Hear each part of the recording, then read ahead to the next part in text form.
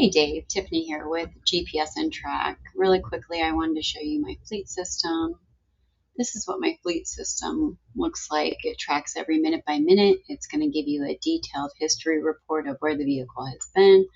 Basically a snail trail of where it's going to next with every minute by minute update. You can look at the map from the satellite type of view or from the mapping view.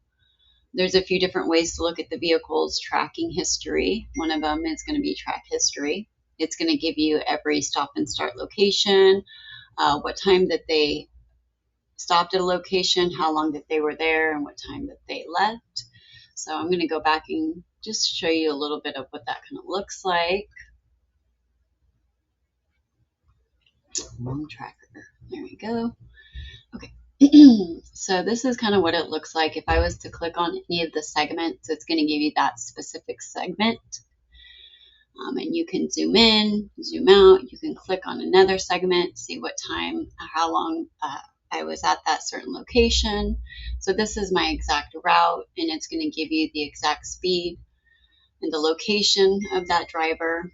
It's also going to give you the location of every stop made on that on that route. So my track history is a great way to find every stop made for the day and how long that they were at that stop. Another good report is going to be my travel log report.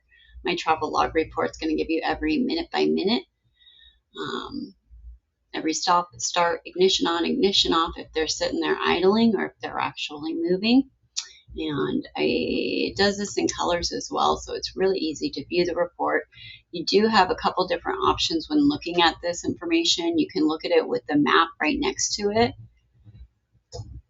and decipher anything on that minute by minute over here on the map that may be questionable, so to say.